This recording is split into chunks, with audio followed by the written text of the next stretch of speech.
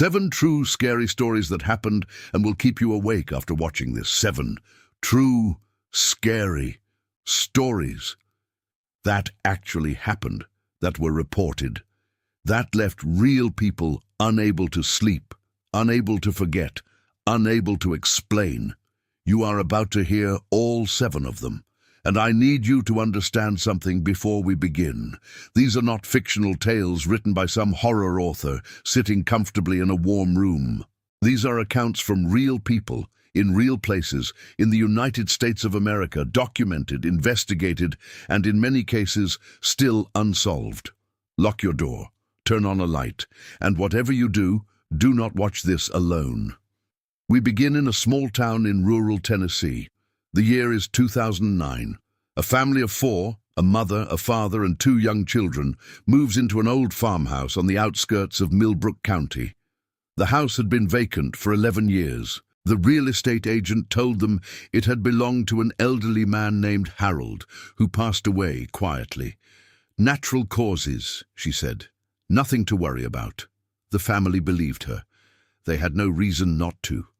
The father, a man named Daniel Crow, described himself as a logical man, an engineer by trade, someone who believed in measurements, in data, in things that could be tested and verified. His wife, Laura, was a schoolteacher, warm, patient, and deeply practical. Their 2 kids, 8-year-old Mia and 5-year-old Thomas, were excited about the new house. It had a big yard. It had an attic. It had an old barn that Thomas said looked like it came from a movie. For the first 2 weeks, everything was fine. Better than fine, actually. The family felt settled. They painted the walls. They arranged furniture. Daniel fixed the creaky back porch. Laura planted a garden. It was a fresh start after years of living in a cramped apartment in Nashville. The farmhouse felt like a blessing. And then, on the 15th night, Mia woke up screaming. Daniel rushed to her room to find his daughter sitting up in bed, her eyes wide open, pointing at the closet. She was shaking, not trembling, shaking. The kind of shaking that comes from a place deeper than cold. Daniel turned on the lamp. He opened the closet. Nothing was there. He checked every corner. He looked under the bed. He even went out into the hallway. Nothing. He sat with Mia for an hour, holding her hand, telling her it was just a dream. She looked at him with those 8-year-old eyes and said very calmly, "Daddy, the man with no shoes was standing in my closet again." Again. Daniel felt something cold move through him. "Again?" he asked. "Has he been there before?" And Mia nodded slowly. "He comes every night," she said. "He just stands there and watches me. He never says anything. He just breathes." Daniel told himself it was a child's imagination. He told himself she had probably seen something on television. He told himself there was a rational explanation. He was an engineer. He believed in rational explanations. But that night, after Mia finally fell asleep, Daniel sat in the hallway outside her room until dawn. And at exactly 3:17 in the morning, he heard something from inside her closet. A slow, rhythmic sound. Something that could have been the house settling. Something that could have been the wind. But something that sounded, to every instinct Daniel Crow possessed, exactly like breathing. He opened the closet door. Empty. But the floor of the closet, the bare wooden floor, was warm. Not room temperature. Warm. Like something had been standing there. He told Laura the next morning. She didn't laugh. She had her own story to tell. She said that for the past week, she had been waking up at the same time every night, 3:15, and feeling certain that someone was standing at the foot of their bed. She said she had been too embarrassed to say anything because she thought it was just anxiety from the move, but now she was saying it because something was wrong with this house. They hired a local historian, a retired professor named Dwight Alsop, who had lived in the county his whole life. They asked him about the house, about Harold, about the property. Dwight was quiet for a long time, and then he said something that made the blood drain from Laura's face. He said Harold wasn't the only person who had lived in that house, that before Harold, in the 1960s, a man named Silas Crane had lived there, that Silas had been known around the county as someone who was deeply disturbed, that he had spent years in a state facility before returning to the property, that he had died in the house, in the closet of the upstairs bedroom, barefoot as he always was, because Silas Crane never wore shoes, not even in winter, not even on the coldest nights. Daniel and Laura moved out of the farmhouse within a week. They never went back. Mia never mentioned the man with no shoes again. But years later, when she was in her 20s, she told an interviewer that she still cannot open a closet door in the dark, not even for a second. Because every time she does, she feels it. That warmth on the floor, that slow, steady breathing, that presence that never spoke, never moved, never left. The farmhouse in Millbrook County is currently listed for sale. It has been on the market for 6 years. Check right now if you are already subscribed to this channel, because if you want to hear true, documented, terrifying stories like this one delivered straight to you every single week, this is the only place you will find them told this way. Subscribe now and make sure you never miss a story. We move now to the Pacific Northwest, to a stretch of highway in Oregon that locals refer to as the Quiet Mile. It earned that name not from any official designation, but from a pattern that drivers noticed over decades. That one particular mile of Highway 18, running through a dense corridor of Douglas fir trees, caused electronics to malfunction. Phones would lose signal, radios would cut to static, GPS systems would spin, recalculate, then go dark. Most people drove through it without incident. They would notice the silence, the static, the way the trees seemed to lean in over the road, and then they would be through it, and the world would return to normal. But some people stopped on the Quiet Mile, and those people tell different stories. In October of 2014, a woman named Rebecca Holt was driving alone from Portland to visit her sister in Lincoln City. She was 34 years old, a pediatric nurse, and by every account a grounded, sensible person. She had driven Highway 18 dozens of times. She knew the Quiet Mile. She had always found it mildly unsettling, but nothing more. That October night was different. Rebecca's car developed a problem. The engine warning light came on. She pulled over on the shoulder of the road inside the Quiet Mile and tried to call for help. No signal. She tried her GPS. Dead. She sat in her car with the engine ticking as it cooled, the dense trees pressing in on both sides, the highway completely empty in both directions. No headlights, no sound except the wind moving through the firs. She decided to wait for another car to pass.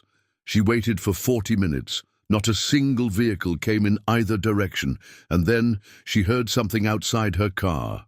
A sound she described as someone walking slowly through dry leaves, moving from somewhere in the trees on the passenger side, getting closer to the car, and then stopping right next to her passenger door. She could hear something, not footsteps, not breathing, but a kind of low, rhythmic sound, like something dragging, like something moving in a way that was almost but not quite normal. She locked the doors. She sat completely still. She did not turn to look at the passenger window. She later said that this was the decision she was most grateful for, because she knew, with the complete and total certainty of someone in genuine fear, that if she turned to look, she would see something that she would not survive seeing psychologically. The dragging sound moved slowly around the front of the car, around the driver's side, and stopped at her window. She stared straight ahead. She held the steering wheel with both hands. She breathed through her nose, slowly, because she was certain that whatever was outside her window could hear her. After what she estimates was 3 minutes, though she says it felt like an hour, a pair of headlights appeared in her rearview mirror. A truck came down the highway, slowed and stopped. A man got out and knocked on her window. She turned to look, Outside her driver's window, there was nothing, just the empty shoulder of the road, the forest, the darkness. The man from the truck, a logger named Pete, who was used to working the night roads, helped her with her car. He did not believe her story about the sounds. He said animals moved through those woods at night, that it was normal. But when they looked at the ground next to her passenger door, in the thin layer of forest dust that had settled on the road shoulder, Pete stopped talking mid-sentence. Rebecca later said he went pale. She asked him what he was looking at.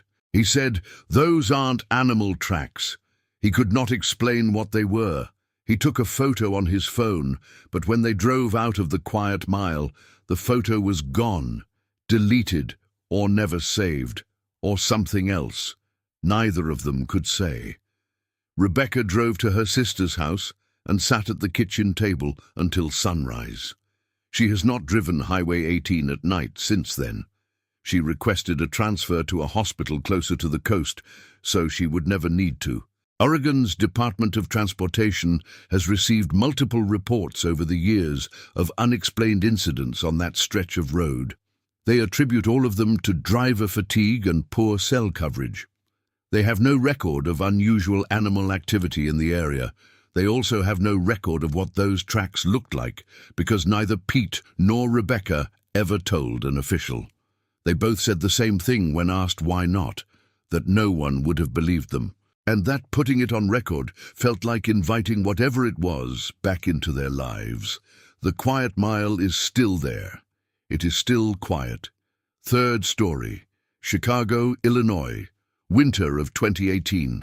A man named Marcus Webb, 41 years old, an accountant who worked long hours and spent most of his evenings alone in his apartment on the north side, began to notice something wrong with his neighbor. The neighbor, an elderly woman named Dolores, had lived in the apartment across the hall for, according to the building superintendent, nearly 20 years.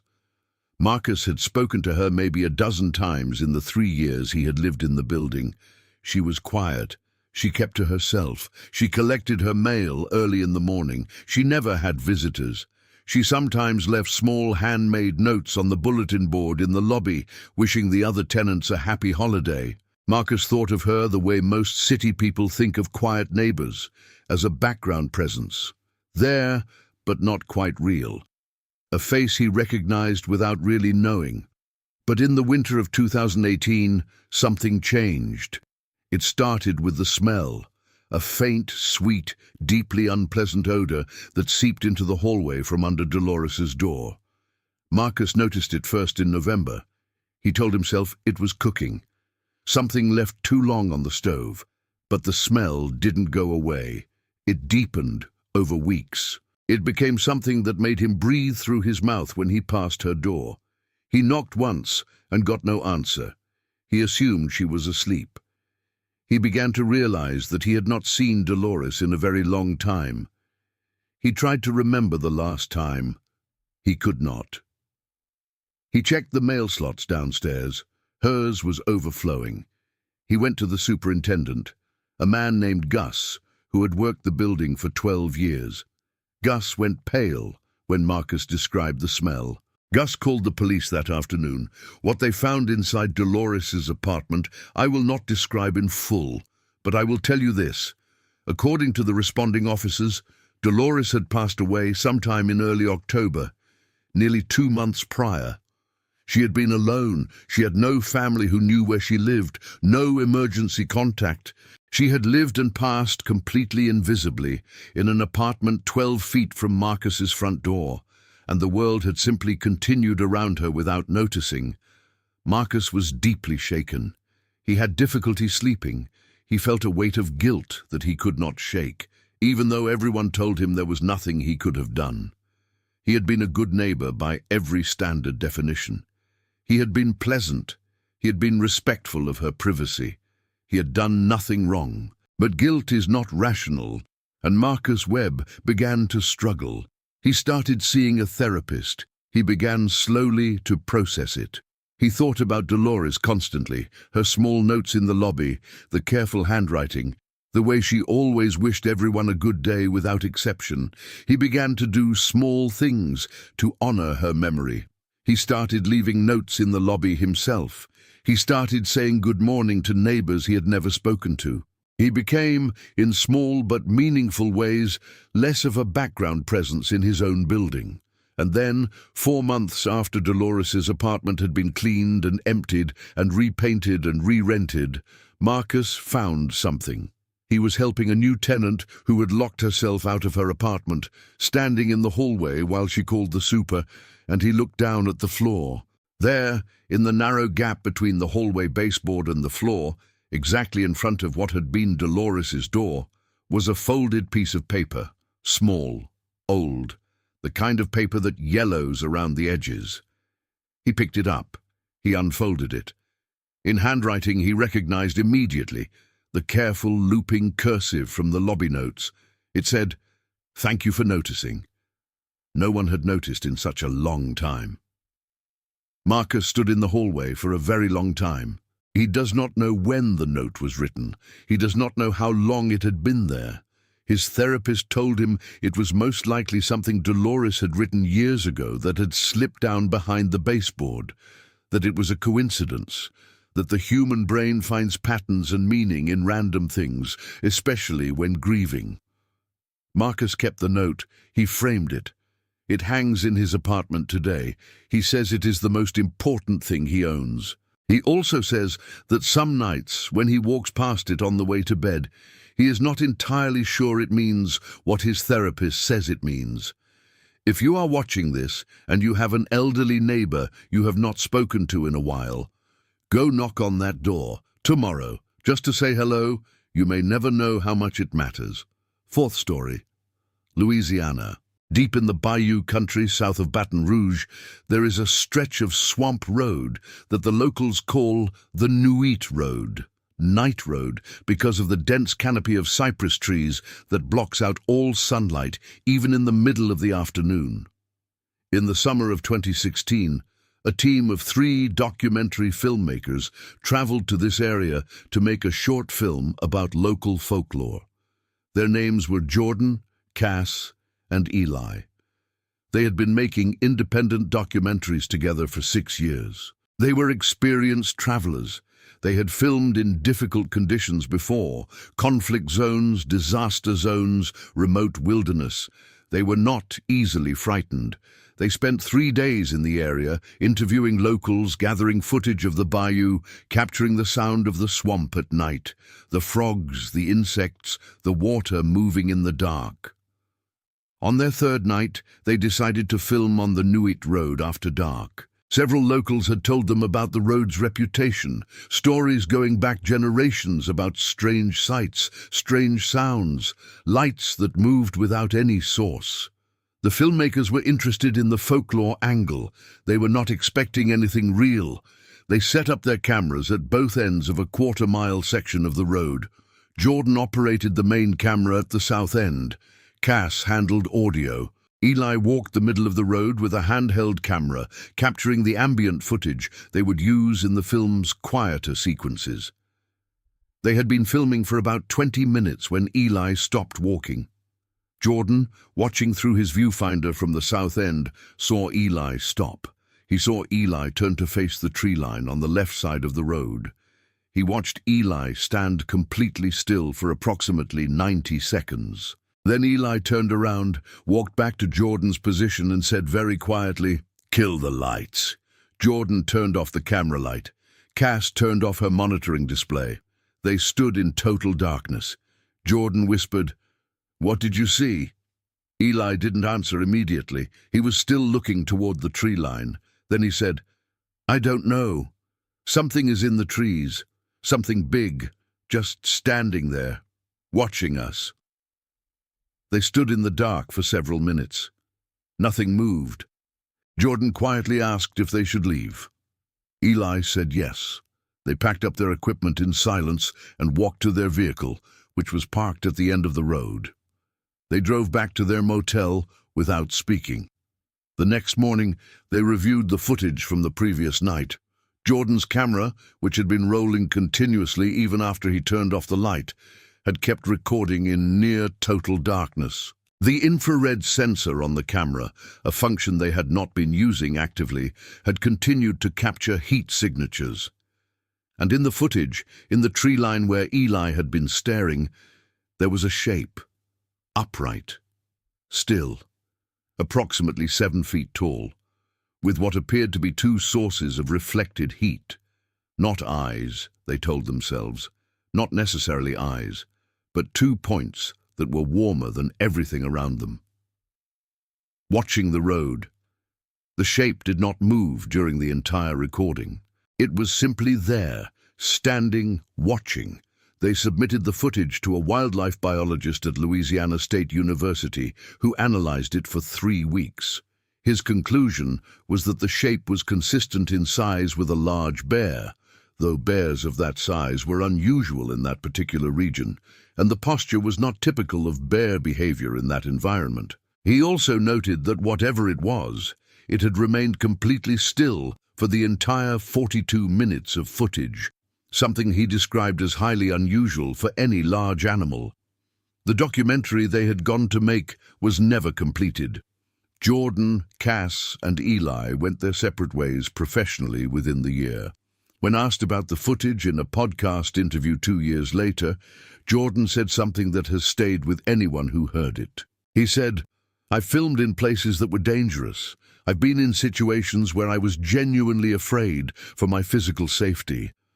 But none of those experiences felt like that night on the Nuit Road, because in those situations, the danger was something I understood. What was in those trees, I didn't understand it. And I think that's what gets you, not the thing itself, the not understanding." The footage exists. It has been viewed by several analysts. No one has offered an explanation that satisfies everyone. The tree line on the Nuit Road looks exactly the same today as it did in 2016. Quiet, canopied, dark even at noon. Whatever was standing there that night has never been identified. Fifth story. And this one I want you to pay close attention to because it is the most quietly terrifying of all 7. Colorado, 2011. A woman named Susan Mercer worked as a night shift custodial supervisor at a large office complex in Denver. The complex had 17 floors. She managed a team of 6 workers who cleaned the building from midnight to 6 in the morning. Susan had done this work for 11 years. She was steady, reliable, and completely comfortable in empty buildings at night. Most people find the feeling of a large, dark, vacant building unsettling. To Susan, it was just work, just a space, just a job to be done. In September of 2011, Susan began to notice something on the 14th floor. The 14th floor housed the offices of a financial firm that had downsized significantly earlier that year. About half the floor was occupied. The other half, the western wing, had been empty for 8 months, the furniture removed, the cubicle dividers gone, the carpet bare. It was a wide-open space with large windows looking out over the city.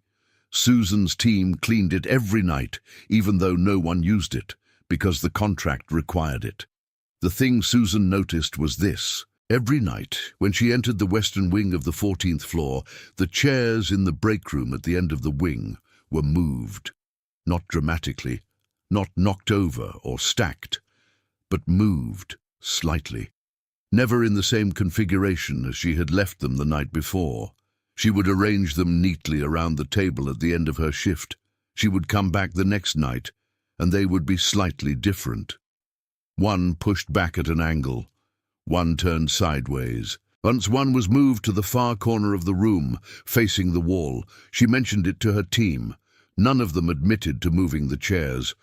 She checked the security footage. The cameras showed nothing, but she noticed that the camera in the western wing break room had a blind spot. A corner of the room, roughly where the chairs were, was not fully covered. She told herself it was probably one of her workers adjusting chairs absent-mindedly during breaks. She told herself it was nothing. And then, one night in October, she stayed late on the 14th floor after her team had moved down to 15. She sat in the hallway outside the western wing, in the dark, and waited. At 4:40 in the morning, she heard a sound from the break room. A soft sound, like a chair being dragged a few inches across carpet. She stood up. She walked to the break room doorway. She reached in and turned on the light. The room was empty, but one of the chairs was still moving. Not dramatically, just the faintest final settling motion, like something had just released it, like someone had just let go and stepped away in the fraction of a second between the light switch and her eyes adjusting. Susan Mercer did not scream. She did not run. She turned off the light, walked to the elevator, went down to the lobby and called her supervisor from the parking lot. She told him she was done with the 14th floor. She told him he could reassign that floor to someone else. He asked her why. She said, "Because whatever is in that break room, I don't think it wants to be seen, and I've decided to respect that." She worked in that building for 2 more years. She never entered the western wing of the 14th floor again. No one ever found an explanation for the chairs. The financial firm eventually vacated their lease. The floor was renovated. The break room was removed. Whatever had been moving those chairs had nowhere to be anymore. Susan still works nights. She says she is still comfortable in empty buildings. But she says now, when she enters a space, she looks at the chairs first, always, just to see if they are where she left them. Leave a comment right now and tell me, what would you have done in Susan's position? Would you have waited in that hallway? Would you have turned on that light? Type your answer below. I read every single one. 6th story. This one comes from the mountains of West Virginia, from a small community called Redgate, population 412, situated in a narrow valley between 2 ridges so steep that the town receives less than 6 hours of direct sunlight, even in midsummer. Redgate has existed since the 1800s. It has always been the kind of place that the rest of the world forgets about. No highway access, limited cell service, a population that has been declining for 40 years as young people leave and the old ones stay. In the winter of 2019, a man named Arthur Finch, who had grown up in Redgate and moved back after his divorce to care for his aging mother, began keeping a journal. He wasn't a writer. He was a former mine surveyor. He kept the journal because his therapist had suggested it as a way of processing the transition back to a place he had spent 20 years trying to leave. What he wrote in that journal was eventually shared, with his permission, by a journalist named Cara Whitfield, who found him through a mutual contact and spent 3 weeks in Redgate in the autumn of 2020. Cara wrote a long-form piece about Redgate that was published in a regional magazine. The journal entries she quoted from Arthur's account were, she said, the most unsettling thing she had encountered in 15 years of journalism. Not because of any single incident, but because of the accumulation. Arthur's journal described a series of small observations over the winter months, things he noticed that didn't fit. A light in the ridge above the town that appeared on clear nights and moved slowly, north to south, then vanished. Not a plane. He had surveyed those ridges and knew every trail and access road. There were none on that ridge. The light moved like someone walking with a lamp. But the ridge was uninhabited and roadless. He had seen it 6 times by December. He wrote about sounds. At night, sounds that came from the old mine shaft at the edge of town. A shaft that had been sealed and officially closed since 1972. Sounds that the old-timers said were just the mountain settling. But Arthur had spent his career underground. He knew what settling sounded like. He wrote, "What I hear from that shaft is not settling. It is rhythmic. It repeats. It has a pattern. Things that are geological do not have patterns like this. Patterns like this come from intention." He wrote about his mother, about how she had started locking her bedroom door from the inside at night, something she had never done in 50 years of living in that house. When he asked her why, she said simply, "So they can't come in." He asked who. She looked at him for a long time and said, "You know who, Arthur. You always knew." He did not press her. He was not sure he wanted to know what she meant.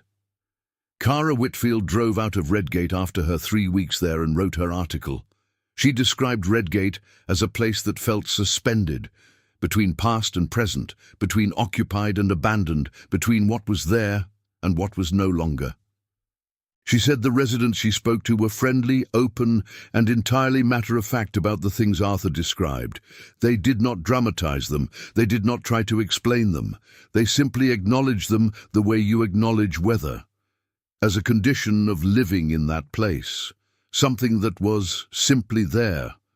Arthur Finch's mother passed away in the spring of 2020. After her passing, Arthur found that her bedroom door was the only door in the house she had replaced in the last decade. It had a new deadbolt on the inside, a proper one, the kind you install because you are genuinely afraid of something getting in. Arthur still lives in Redgate. He still keeps a journal. He told Cara that he has heard the sounds from the sealed mine shaft 83 times since he moved back. He has reported them to the county. The county sent an inspector who found nothing unusual. Arthur keeps counting. He says counting is the only thing that makes him feel less alone in that valley. Knowing the exact number, knowing he is not imagining it, he's at 83, seventh and final story. And this is the one I have been building toward. This is the one that, of all 7 accounts, has no comfortable explanation. No possible misidentification of an animal, no building settling, no child's imagination, no folklore filling in the gaps of the unknown. This one happened to a family in rural Minnesota in 2020, during the first spring of the pandemic, when the roads were empty and the world was quiet and the silence was deep enough that things that might normally go unheard had nowhere to hide. The family's name was Kowalski.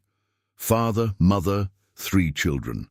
They lived on a property outside a town called Harlow, 40 acres of mixed woodland and open field, a farmhouse that had been in the family for 3 generations. They had been living there full-time since the lockdowns began. The father, Greg, working remotely. The mother, Janet, homeschooling the kids. It was, by their own description, one of the closest periods they had ever been as a family. Difficult, but close. They took long walks on the property. They built things together. They learned the rhythms of the land in a way that city life had never allowed. It was on one of these walks in early April that their oldest child, 14-year-old Ryan, noticed something in the far field. A section of the field, roughly circular, about 30 feet in diameter, where the grass was pressed flat. Not torn or burned, pressed, as if something extraordinarily heavy had rested there for a long time and then been removed. The earth inside the circle was compacted. The grass was alive but flat against the ground. The circle was nearly perfect.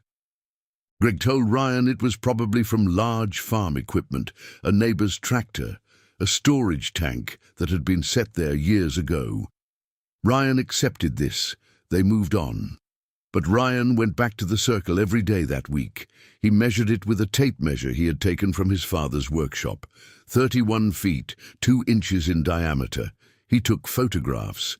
He wrote down what the circle looked like each day because he was a methodical kid, and he was curious. On the 5th day, he noticed something he had missed. The grass inside the circle was not uniformly pressed flat.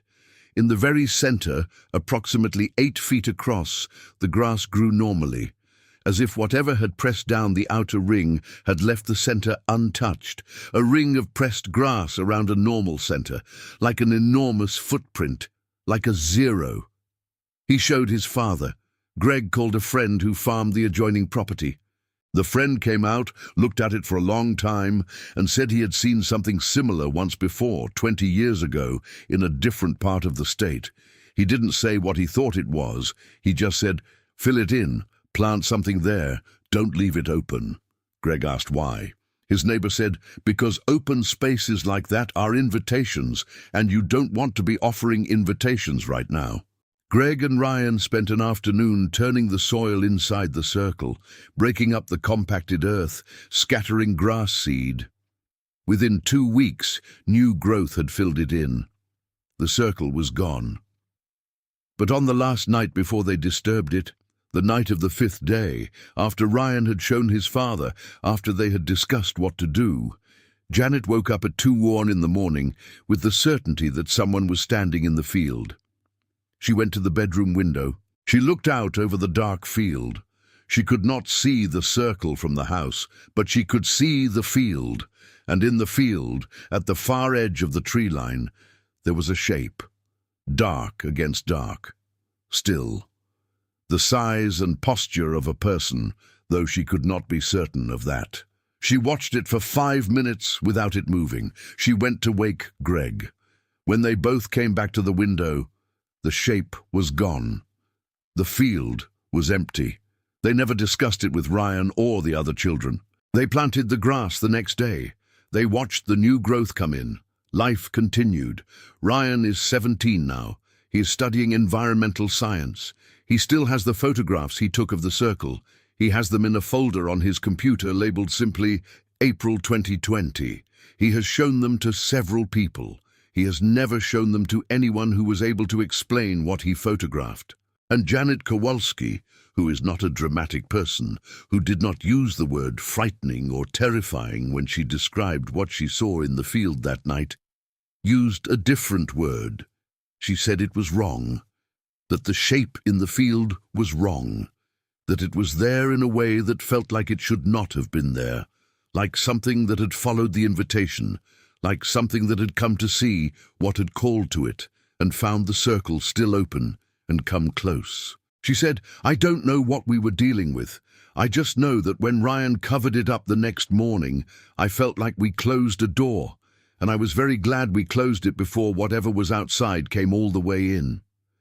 7 stories, 7 real accounts, 7 moments where ordinary people, engineers, nurses, filmmakers, accountants, surveyors, teachers, and teenagers encountered something they could not explain, something that left a mark on them that has not faded, something that reminded them, and now reminds you, that the world we live in is not as fully understood as we pretend. We build our cities, we pave our roads, we fill our buildings with light and sound and movement. We convince ourselves that the darkness has been pushed back to the edges, but the edges are still there. They have always been there, and on certain nights, in certain places, when the light goes out and the sound dies away, the edges come closer. Something breathes in the closet, something stands in the field, something moves the chairs when no one is watching. These are the things that happened. These are the accounts that were documented, reported, investigated, and in most cases never fully resolved. These are the stories that will follow you home tonight, that will make you look twice at the closet door, that will make you pause at the window before you pull the curtain, that will make you wonder, in the quiet moment between wakefulness and sleep, whether the sound you just heard was the house, just the house, just settling, or something else. If you watched all the way to this point, then you already know the answer is not simple. You watched all the way through because these stories got under your skin, because some part of you recognized something in them, because the darkness at the edge of these accounts pressed against something in you that the bright daily world usually keeps very quiet. If you are already subscribed to this channel, you already know what we do here. We bring you the real ones, the documented ones, the cases that investigators and analysts and ordinary people have looked at and walked away from changed. If you are not yet subscribed, here is your moment. Tap that button right now, turn on notifications, and make sure that when the next story goes live, you are the first one to hear it. Because there are more. There are always more. And the next one may be the one that finally explains what happened to someone in a town near you. Leave a comment below right now and say these words: "I watched until the end." That is all. Just those 4 words. Because if you made it here, if you sat through all 7 of these accounts without looking away, then you are someone who understands that the world is larger and stranger than most people are willing to admit. And I want to know who you are. I want to see your name in the comments. I want to know how many of us are out here in the dark, listening, watching, not looking away.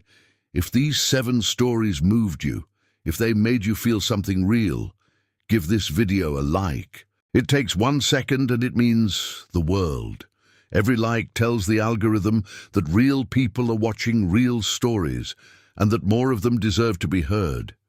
And if you know someone who loves stories like this, someone who stays up too late watching things they know will keep them awake, share this with them tonight, right now, while it is still late enough to matter, while the dark is still dark and the quiet is still quiet. 7 true scary stories that happened and will keep you awake after watching this. Sleep well, if you can.